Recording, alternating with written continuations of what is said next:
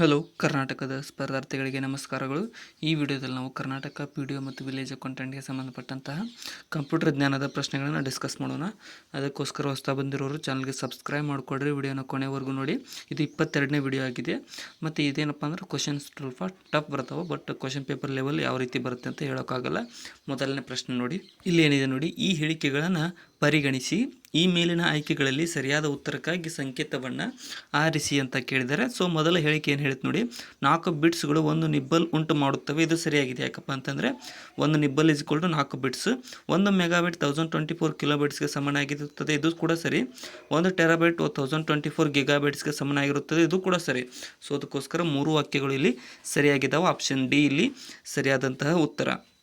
So ಇನ್ನೂ ಯಾರು subscribe ಮಾಡಿಲ್ಲ ಸಬ್ಸ್ಕ್ರೈಬ್ ಮಾಡಿಕೊಡ್ರಿ. ಮತ್ತು ನಾನು ಹೋಗ್ತಾ ಇರೋದು ಸ್ಪೀಡ್ ಅನಿಸಿದ್ರೆ ಪಾಸ್ ಮಾಡ್ಕೊಂಡು ಕೂಡ ನೀವು ಒಂದು ಸಲ ಕ್ಲಾರಿಫೈ ಮಾಡ್ಕೊಂಡು ಬನ್ನಿ. ಯಾಕಪ್ಪ ಅಂತಂದ್ರೆ ಕ್ವಶನ್ಸ್ ತುಂಬ ಇಂಪಾರ್ಟೆಂಟ್ ಆಗಿರ್ತವೆ. ಈ ಕೆಳಗಿನ ಹೇಳಿಕೆಗಳಲ್ಲಿ ಶೋ ದಶಮಾನ ಪದ್ಧತಿ ಅಂದರೆ ಹೆಕ್ಸಾಡೆಸಿಮಲ್ ಅನ್ನು ಕುರಿತು ಯಾವುದು ಸರಿಯಾಗಿದೆ ಅಂತ ಕೇಳಿದ್ದಾರೆ. ಸೊ ಹೆಕ್ಸಾಡೆಸಿಮಲ್ ಕುರಿತು ಸರಿಯಾಗಿರ್ತಕ್ಕಂಥದ್ದು ಇಲ್ಲಿ ಆಪ್ಷನ್ ಎ ನೋಡಿ. ಒಂದು ಸಂಖ್ಯೆಯನ್ನು ಪ್ರತಿನಿಧಿಸಲು ಒಂದು ಬೈನರಿ ಪದ್ಧತಿಯಲ್ಲಿರುವುದಕ್ಕಿಂತಲೂ ಕಡಿಮೆ ಸಂಖ್ಯೆಗಳು ಇದಕ್ಕೆ ಅಗತ್ಯವಿರುತ್ತದೆ. ಇದು ಸರಿಯಾಗಿದೆ ಇಲ್ಲಿ ಆಪ್ಷನ್ ಎ. ನಾನು ಜಾಸ್ತಿ ಎಕ್ಸ್ಪ್ಲನೇಷನ್ ಮಾಡೋಕ್ಕೆ ಹೋಗಲ್ಲ, ಕ್ವಶನ್ ಆನ್ಸರ್ ಅಷ್ಟೇ ಇರುತ್ತೆ. ಸೊ ಅದಕ್ಕೋಸ್ಕರ ನೋಡಿಕೊಡ್ರಿ ಕರೆಕ್ಟಾಗಿ. ಒಂದು ಬೈನರಿ ಸಂಖ್ಯೆ 110101 ಸಮನಾದ ಅಷ್ಟಮಾನ ಸಂಖ್ಯೆ ಕೆಳಗಿನವುಗಳಲ್ಲಿ ಯಾವುದು ಅಂತ ಕೇಳಿದ್ದಾರೆ. ಸೊ ಇಲ್ಲಿ ಸರಿಯಾದಂಥ ಉತ್ತರ ಆಪ್ಷನ್ ಬಿ ನೋಡಿ, 65. ಬೈನರಿ ಸಂಖ್ಯೆನ ಅಷ್ಟಮಾನ ಸಂಖ್ಯೆಗೆ ಪರಿಗಣಿಸಿದಾಗ 65 ಇಲ್ಲಿ ಸರಿಯಾದ ಉತ್ತರ ಆಗುತ್ತೆ. ಅದಕ್ಕೆ ಫಾರ್ಮುಲಾ ಇದೆ, ಅದನ್ನು ಕೂಡ ನೋಡಿಕೊಡ್ರಿ. ರೇಖಾಚಿತ್ರವು ಇದರ ನಿರೂಪಣೆಯ ಒಂದು ಗ್ರಾಫಿಕ್ ವಿಧಾನವಾಗಿದೆ. ಗ್ರಾಫಿಕ್ ಅಥವಾ ರೇಖಣದ ವಿಧಾನವಾಗಿದೆ ಅಂತ ಕೇಳಿದ್ದಾರೆ. ಇಲ್ಲಿ ಸರಿಯಾದಂಥ ಉತ್ತರ ಆಪ್ಷನ್ ಸಿ ನೋಡಿ. ಇದೊಂದು ಅಸ್ತಿತ್ವದ MTT ದರ್ಜೆಗಳು ಮತ್ತು ಅವುಗಳ ಸಂಬಂಧಗಳಿಗೆ ಈ ಒಂದು ರೇಖಾಚಿತ್ರವು ಸಂಬಂಧಪಟ್ಟಿದೆ. ನೆಕ್ಸ್ಟ್, ಒಂದು ಪ್ಯಾಕೆಟ್ ಫಿಲ್ಟರಿಂಗ್ ಫೈರ್ವಾಲ್ ಎಂಬುದು ಈ ಕೆಳಗಿನ ಯಾವ ಓಪನ್ ಸಿಸ್ಟಮ್ ಇಂಟರ್ ಕನೆಕ್ಷನ್ ಲೇಯರ್ಗಳಲ್ಲಿ ಕಾರ್ಯಾಚರಣೆಯನ್ನು ಮಾಡುತ್ತದೆ. ಇಲ್ಲಿ ಆಪ್ಷನ್ ಸಿ ನೋಡಿ, ನೆಟ್ವರ್ಕ್ ಲೇಯರ್ನಲ್ಲಿ ಇದು ಕಾರ್ಯಾಚರಣೆಯನ್ನು ಮಾಡುತ್ತದೆ, OSI ಅನ್ನುವಂಥದ್ದು. ನೆಕ್ಸ್ಟ್, ಇನ್ನು ಕೆಳಗಿನವುಗಳನ್ನು ಪರಿಗಣಿಸಿ ಡೇಟಾ ಅಥವಾ ಮಾಹಿತಿ ಶ್ರೇಣಿ ವ್ಯವಸ್ಥೆಯ ಆರೋಹಣ ಕ್ರಮವೇನು ಎಂದು ಸರಿಯಾದ ಉತ್ತರವನ್ನು ಸಂಕೇತಗಳಿಂದ ಆರಿಸಿರಿ ಅಂತ ಕೇಳಿದ್ದಾರೆ. ಸೊ ಇಲ್ಲಿ ಸರಿಯಾದ ಉತ್ತರ ಆಪ್ಷನ್ ಎ ಆಗುತ್ತೆ ನೋಡಿ. ಏನಪ್ಪ ಅಂತಂದರೆ ಸಣ್ಣದು ಬಿಟ್ ಅದಾದಮೇಲೆ ಅದಕ್ಕಿಂತ ದೊಡ್ಡದು ಬೈಟ್ಸ್ ಆದಮೇಲೆ ಫೀಲ್ಡ್ ಆದಮೇಲೆ ರೆಕಾರ್ಡ್ ಆದಮೇಲೆ ಫೈಲ್ ಆದಮೇಲೆ ಡೇಟಾಬೇಸ್. ಇದು ಸರಿಯಾದ ಹೊಂದಾಣಿಕೆ ಆಗಿದೆ. ಏನಪ್ಪ, ಡೇಟಾ ಮಾಹಿತಿಯ ಶ್ರೇಣಿ ಇದರೊಳಗಡೆ. ನೆಕ್ಸ್ಟ್, ಇನ್ನು ಸಂಪೂರ್ಣವಾಗಿ ಅಂತರ್ ಸಂಪರ್ಕಿತವಾದ ನೆಟ್ವರ್ಕ್ ಟೋಪಾಲಜಿಗೆ ಇನ್ನೊಂದು ಪರ್ಯಾಯ ಹೆಸರು ಏನು? ಸರಿಯಾದ ಉತ್ತರ ಆಪ್ಷನ್ ಏನು, ಮೆಶ್ ಅಂತ ಕರೀತಾರೆ. ಮೆಶ್, ಅಂತರ್ ಸಂಪರ್ಕಿತವಾದ ನೆಟ್ವರ್ಕ್ ಟೋಪಾಲಜಿಗೆ ಮೆಶ್ ಎಂದು ಕರೆಯಲಾಗುತ್ತದೆ. ನೆಕ್ಸ್ಟ್, ಇನ್ನು ಟ್ರಾನ್ಸಿಸ್ಟರ್ನ ಆವಿಷ್ಕಾರವು ಪರ್ಸನಲ್ ಕಂಪ್ಯೂಟರ್ ಕ್ರಾಂತಿಗೆ ದಾರಿ ಮಾಡಿದ ಒಂದು ಅತಿ ಮುಖ್ಯ ಬೆಳವಣಿಗೆಯಾಗಿದ್ದು 1947ರಲ್ಲಿ ಈ ಕೆಳಗಿನ ಯಾವ ಕಂಪನಿಯು ಟ್ರಾನ್ಸಿಸ್ಟರನ್ನು ಆವಿಷ್ಕಾರ ಮಾಡಿತು ಅಂತ ಕೇಳಿದ್ದಾರೆ. ಸೊ ಟ್ರಾನ್ಸಿಸ್ಟರ್ನ ಆವಿಷ್ಕಾರ ಮಾಡಿದಂತಹ ಕಂಪನಿಯಲ್ಲಿ ಕೆಳಗಿನವುಗಳಲ್ಲಿ ಆಪ್ಷನ್ ಸಿ ನೋಡಿ, ಬೆಲ್ ಲ್ಯಾಬ್ಸ್ ಅನ್ನುವಂತಹ ಕಂಪನಿಯು ಟ್ರಾನ್ಸಿಸ್ಟರ್ಗಳನ್ನ ಕಂಡುಹಿಡಿಯಿತು. 1947ರಲ್ಲಿ 3rd ಜನರೇಷನ್ ಕಂಪ್ಯೂಟರ್ನಲ್ಲಿ ಅಳವಡಿಸಲಾಗುತ್ತದೆ. ನೆಕ್ಸ್ಟ್, ಈ C3 ಕೋಶದಲ್ಲಿನ ಸಂಖ್ಯೆಗಿಂತ 10% ಕಡಿಮೆಯಾಗಿರುವಂತೆ C1 ಕೋಶದಲ್ಲಿ ಒಂದು ಸಂಖ್ಯೆಯನ್ನು ನಿರ್ಮಿಸಬೇಕಾದಲ್ಲಿ ಈ ಕೆಳಗಿನ ಯಾವುದನ್ನು ಕೋಶದಲ್ಲಿ ನಮೂದಿಸಬೇಕು? ಸರಿಯಾದಂತಹ ಉತ್ತರವಾಗುವುದು ಇಲ್ಲಿ ಆಪ್ಷನ್ ಡಿ ನೋಡಿ, C3 *0.90 ನಾವು ಲಘೂತ್ತಿಸಬೇಕಾಗುತ್ತೆ. ಕ್ವಶನ್ ನೋಡ್ಕೊಡ್ರಿ, ಆನ್ಸರ್ ನಿಮ್ಗೆ ಅರ್ಥ ಆಗುತ್ತೆ. ನೆಕ್ಸ್ಟ್, ಇನ್ನು ಅಸೆಂಬ್ಲಿ ಭಾಷೆಯಲ್ಲಿ ಬಳಸುವಂತಹ ಟ್ರಾನ್ಸ್ಲೇಟರ್ ಪ್ರೋಗ್ರಾಮನ್ನು ಹೀಗೆನ್ನುತ್ತಾರೆ. ಅಸೆಂಬ್ಲಿ ಭಾಷೆಯಲ್ಲಿ ಬಳಸುವಂತಹ ಟ್ರಾನ್ಸ್ಲೇಟರ್ ಪ್ರೋಗ್ರಾಮನ್ನು ಆಪ್ಷನ್ ಡಿ ಅಸೆಂಬ್ಲರ್ ಅಂತ ಕರೆಯಲಾಗುತ್ತದೆ. ಅಸೆಂಬ್ಲರ್. ನೆಕ್ಸ್ಟ್, ಇನ್ನು ಪಾರ್ಕ್ ಎಂದರೇನು ಅಂತ ಕೇಳಿದ್ದಾರೆ. ಸೊ ಪಾರ್ಕ್ ಅಂತ ಅಂದರೆ ಏನು? ಸರಿಯಾದಂತಹ ಉತ್ತರವಾಗುವುದು ಇಲ್ಲಿ ಆಪ್ಷನ್ ಸಿ ನೋಡಿ, ಹೊಸ ಪ್ರಕ್ರಿಯೆಯನ್ನು ಸೃಷ್ಟಿಸುವುದಕ್ಕೆ ಪಾರ್ಕ್ ಎಂದು ಕರೆಯಲಾಗುತ್ತದೆ. ಹೊಸ ಪ್ರಕ್ರಿಯೆಯನ್ನು ಸೃಷ್ಟಿಸುವುದು ಇಲ್ಲಿ ವಿಂಡೋಸ್ ವರ್ಷನನ್ನು ಕುರಿತು ಈ ಕೆಳಗಿನ ಹೇಳಿಕೆಗಳನ್ನು ಪರಿಗಣಿಸಿ. ಮೇಲೆ ನೀಡಿರುವ ಹೇಳಿಕೆಗಳಲ್ಲಿ ಯಾವುದು ಸರಿಯಾದ ಆಯ್ಕೆ ಅಂತ ಉತ್ತರಕ್ಕಾಗಿ ಸಂಕೇತವನ್ನು ಆರಿಸಿ ಅಂತ ಕೇಳಿದ್ದಾರೆ.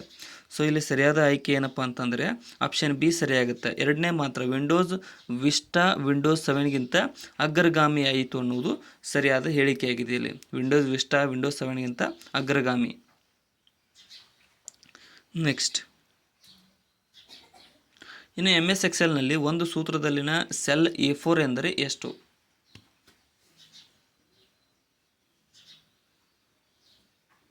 ಇಲ್ಲಿ ಆಪ್ಷನ್ ಬಿ ನೋಡಿ, ಇದೊಂದು ಅಬ್ಸಲ್ಯೂಟ್ ಸೆಲ್ ರೆಫರೆನ್ಸ್ ಆಗಿದೆ.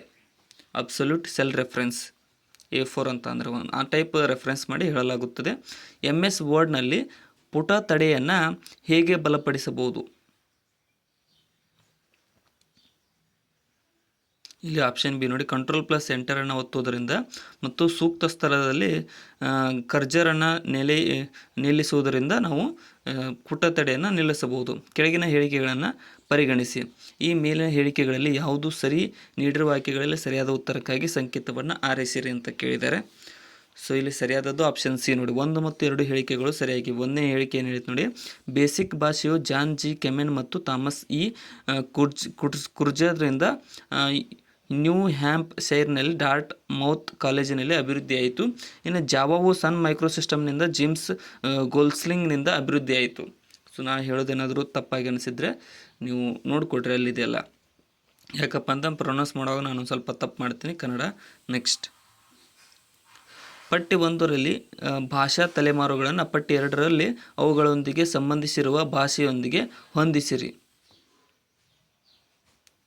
ಇಲ್ಲಿ ಆಪ್ಷನ್ ಸಿ ಸರಿಯಾಗುತ್ತೆ. ಏನಪ್ಪ ಅಂತಂದರೆ ಮೊದಲನೇ ತಲೆಮಾರಿಂದ ಏನಪ್ಪ ಅಂತಂದರೆ ಯಂತ್ರ ಭಾಷೆಗಳು, 2ನೇ ತಲೆಮಾರಿಂದು ಅಸೆಂಬ್ಲಿ ಭಾಷೆಗಳು, 3ನೇ ತಲೆಮಾರಿಂದು ರಚನೆ ಹೇಳುವ ಪ್ರೋಗ್ರಾಮಿಂಗ್ ಭಾಷೆಗಳು, 4ನೇ ತಲೆಮಾರಿಂದು ಪ್ರಾಧಾನ್ಯತೆಯ ನಿರ್ದಿಷ್ಟ ಭಾಷೆಗಳು. ಆಪ್ಷನ್ ಸಿ ಇಲ್ಲಿ ಸರಿಯಾದ ಹೊಂದಾಣಿಕೆಯಾಗಿದೆ. ನೋಡಿಕೊಡ್ರಿ, ಇನ್ನೂ ಸರಿಯಾಗಿ ಪಾಸ್ ಮಾಡ್ಕೊಂಡು. ನೆಕ್ಸ್ಟ್, = ರೌಂಡ್, ಅದನ್ನು ನೀವು ಅಲ್ಲಿ ನೋಡಿಕೊಡ್ರಿ, ಅಲ್ಲಿ ಏನಿದೆಲ್ಲ ಸೂತ್ರವು ಸರಿಯಾದ ಮೌಲ್ಯವೇನು ಅಂತ ಕೇಳ್ತಾರೆ. ಸೊ ಈ ರೀತಿಯಾದ ಸೂತ್ರದ ಸರಿಯಾದ ಮೌಲ್ಯ ಇಲ್ಲಿ ಆಪ್ಷನ್ ಎ 8 ಆಗಿರುತ್ತೆ. ಇದರ ಆನ್ಸರ್ 8. ಸಾಲ್ವ್ ಮಾಡ್ಕೊಂಡು ನೀವು ನೋಡಿ. ನೆಕ್ಸ್ಟ್,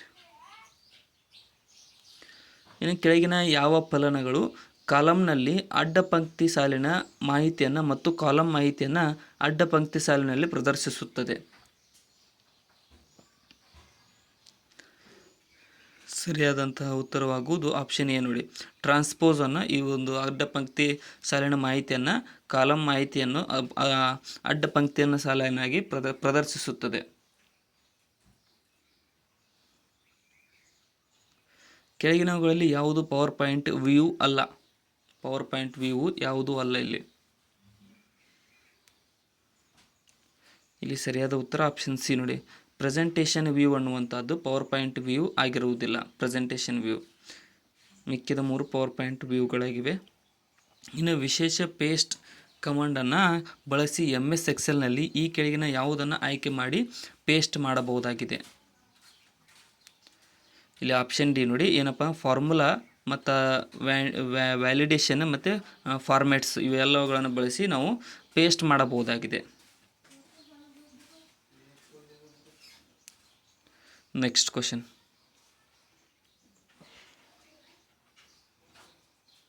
ಕೆಳಗಿನ ಹೇಳಿಕೆಗಳನ್ನು ಪರಿಗಣಿಸಿ. ಈ ಮೇಲಿನ ಹೇಳಿಕೆಗಳಲ್ಲಿ ಯಾವುದು ಸರಿಯಾಗಿದೆ ಅನ್ನೋದನ್ನು ಉತ್ತರದ ಸಂಕೇತ ಮೂಲಕ ಆರಿಸಿರಿ ಅಂತ ಕೇಳಿದ್ದಾರೆ. ಸೊ ಇಲ್ಲಿ ಸರಿಯಾದದ್ದು ಆಪ್ಷನ್ ಸಿ ನೋಡಿ, ಏನಪ್ಪ ಅಂತಂದರೆ MS ವರ್ಡ್ನಲ್ಲಿ ಗರಿಷ್ಠ ಜೂಮ್ ಶೇಕಡಾವಾರು 500 ಮತ್ತು MS ಎಕ್ಸೆಲ್ನಲ್ಲಿ ಗರಿಷ್ಠ ಜೂಮ್ ಶೇಕಡಾವಾರು 400. ಸರಿಯಾಗಿದೆ, ಎರಡೂ ಸರಿಯಾಗಿವೆ. ಇಲ್ಲಿ MS ವರ್ಡ್ನಲ್ಲಿ 500, MS ಎಕ್ಸೆಲ್ನಲ್ಲಿ 400. ಸೊ ಇಲ್ಲಿಗೆ ನಮ್ಮ ಇವತ್ತಿನ ಈ ಒಂದು ಕಂಪ್ಯೂಟರ್ ನಾಲೆಜ್ ಪ್ರಶ್ನೆಗಳು ಮುಕ್ತಾಯಗೊಂಡಿದ್ದಾವೆ. ಕೊನೆಯವರೆಗೂ ನೋಡಿದ್ದಕ್ಕೆ ಎಲ್ಲರಿಗೂ ಧನ್ಯವಾದಗಳು. ವಿಡಿಯೋನ ಆದಷ್ಟು ನಿಮ್ಮ ಫ್ರೆಂಡ್ಸ್ಗೆ ಶೇರ್ ಮಾಡಿ, ಸಬ್ಸ್ಕ್ರೈಬ್ ಮಾಡಿರಿ. ಮತ್ತು ಡಿಸ್ಕ್ರಿಪ್ಷನ್ ಒಳಗೆ ಇರತಕ್ಕಂಥ ನಮ್ಮ channel Instagram, Telegram, Facebook, WhatsApp Threads ಲಿಂಕನ್ನು ಕೂಡ ಫಾಲೋ ಮಾಡಿಕೊಡ್ರಿ. Thank you so much. ಏನಾದರೂ ತಪ್ಪು ಅನಿಸಿದರೆ ಕಮೆಂಟ್ ಸೆಕ್ಷನ್ದಲ್ಲಿ ಕಮೆಂಟ್ ಕೂಡ ಮಾಡಿ.